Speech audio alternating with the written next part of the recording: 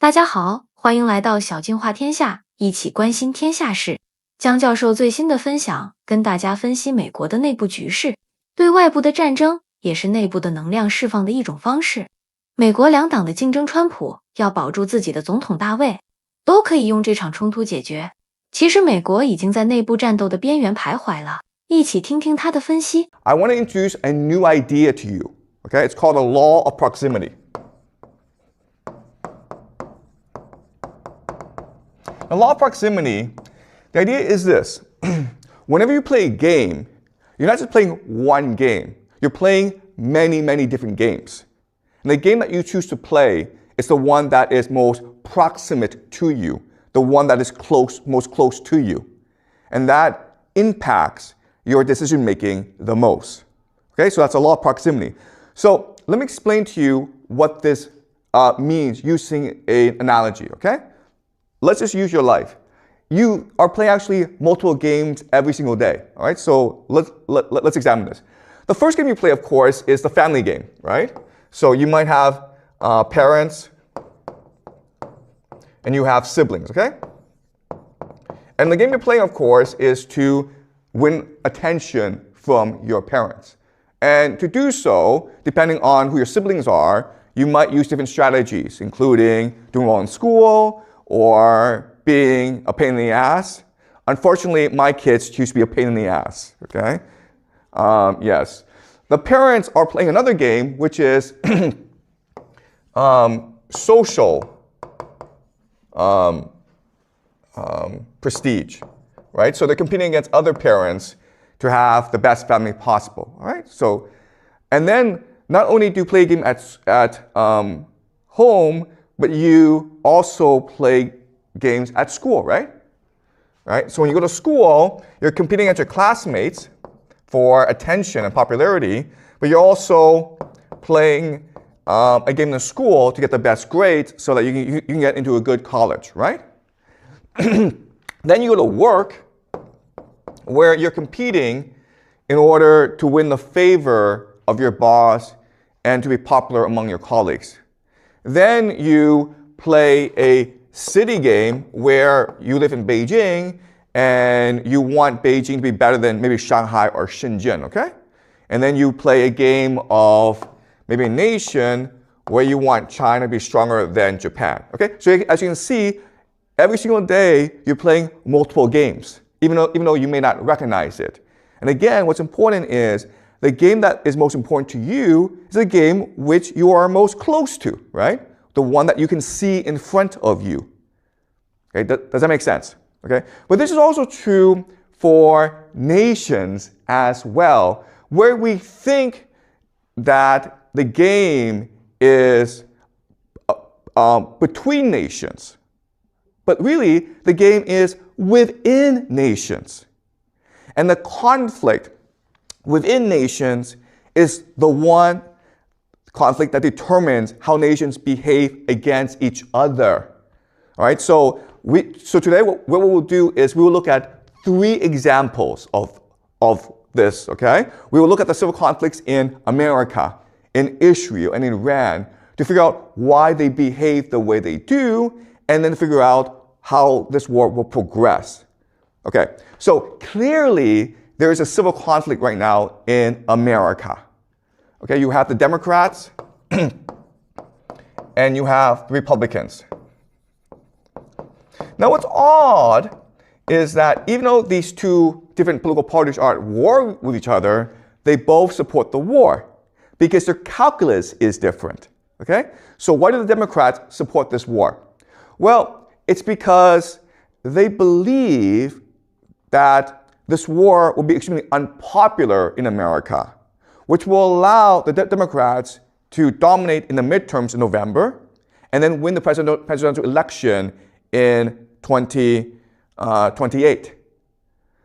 And they believe that this war will be so unpopular, it will destroy Donald Trump and allow the Democrats to rule forever. It will basically destroy the Republican Party. All right? And so that is your strategy. And if you think about it, it actually makes a lot of sense. The Republicans have a different strategy, which is this war may be unpopular, and this war may make America lose, but it's okay. Why? Because in a time of war, the president has something called the Emergency Powers Act, okay? Emergency powers.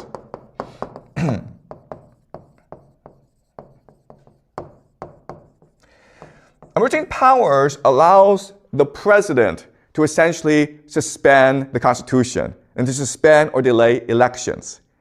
Also, the Republicans want to pass something called Safe America Act. Okay? The Safe America Act, which means that if you are a voter, you must present ID in order to vote. And you think that this is, well, reasonable, but historically, the idea of checking ID is a way to discriminate against minorities, right? To have police officers there to scare minorities. And that's traditionally how racism was enforced in America. Okay? So in other words, the Republicans have many different strategies of either cheating or manipulating the elections. They could also, I have to say this, but if the war is going really badly, what they will do is call up a national draft and cancel the elections, okay? All right? So these are two different strategies going on. But as you can see, this is not really about America defeating Iran. This is really about the Democrats or Republicans trying to obtain power and keep it, okay? All right. But what's important for us to understand is that it's not just about the Democrats and Republicans at war with each other. There's actually a much deeper divide in America, okay? And this divide is a conflict between the elite and the counter-elite. Remember how we introduced the idea of elite overproduction, right? This is the Peter Turchin idea. And he argues that what leads to civil war is that you have too many elite who want to be the ones in power. Power is a zero-sum game, and therefore, when you have elite overproduction, they have to go to war against each other in order to have the power. Okay? And so, what's going on? Who are the elite and who's the counter-elite? Well, I mean, to put it very simply, the Democrats represent the elite, and the Republicans represent the counter-elite, okay? So, basically, the elite is the empire. And counter-elite is MAGA, which is America First. And so they have two different ideals for America. The empire is to maintain a current global order, right?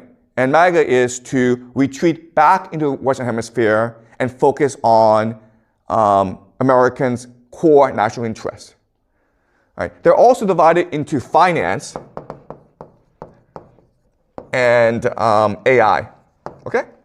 So in other words, Wall Street are the main backers of the current elite, and then Silicon Valley are the main backers of the counter elite. Okay? So these people are interested in maintaining the status quo. They are interested in a revolution, right? And so this is the main divide in America that will eventually lead to a civil war, like an actual civil war, okay? But right now, they're fighting over foreign policy. So I will discuss this more in the future, okay? But I present to you now. So let me give you a concrete example of why they're fighting. Why are people in finance fighting with people in AI? And there's a very good reason. Because if you're able to control Washington, D.C., if you're able to control the levers of government, you're able to make a lot of money for yourself, okay? So let's look at this concretely. Okay, what people don't really understand is that both finance and AI are bubbles that will burst. They're parasites, okay? So finance is a parasite because there's something called the private credit bubble, right? Private credit bubble, the idea of private credit is very simple. Rather than banks issuing loans to companies, companies privately issue loans to other companies. And you would think that these companies would be very careful with who they lend to and how much they lend to, right?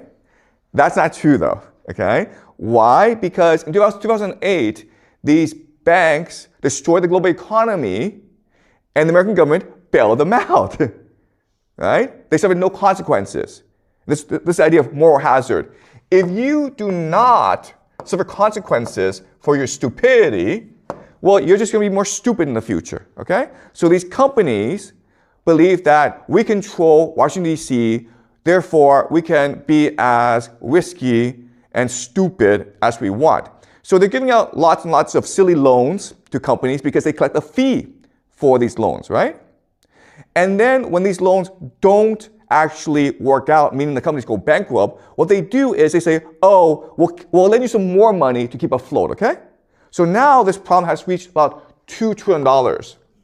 And so they think that, okay, well, worst case scenario, the government will bail us out if we all go bankrupt because we're too big to fail. And all our friends are in government. Okay? That's their mentality. And in 2008, that worked. But there's a problem today, which is there's also another group that's doing the same crap, okay? And it's called the AI bubble. All right, so if you look at AI bubble, you got companies like Microsoft, OpenAI, Oracle, NVIDIA, lots and lots of different companies. And the way they operate is they just lend money to each other, okay? It's like, I give you $1 billion, then you give me $1 billion, and now we have $2 billion. Okay? It's a circle jerk. And it's getting a lot of money from the GCC and other investors. The problem, of course, is what's happening in the war, right? So if the GCC can no longer put more money into this bubble, then eventually this bubble will have to burst. But they're like, that's okay. Why? Because we control Trump. We control the White House. We are the stock market. Therefore, Washington, D.C. will bail us out. Okay? So that's the war going on, where you have two parasitic forces, the finance sector and the tech sector, and they are all looking for government bailouts when their bubble bursts. But the government doesn't have infinite money. It can only bail out one side, right? So they're going to fight over with the government. They're going to fight over who bails who out, okay? If the Democrats can win the House and the presidency in 2028, then the private credit people will get bailed out. But if Trump and his people stay in power in 2028, then the AI people will get bailed out, okay? So that's the civil war going on in America right now. We'll discuss this more later in the future, but I just present to you right now, okay? And then, of course,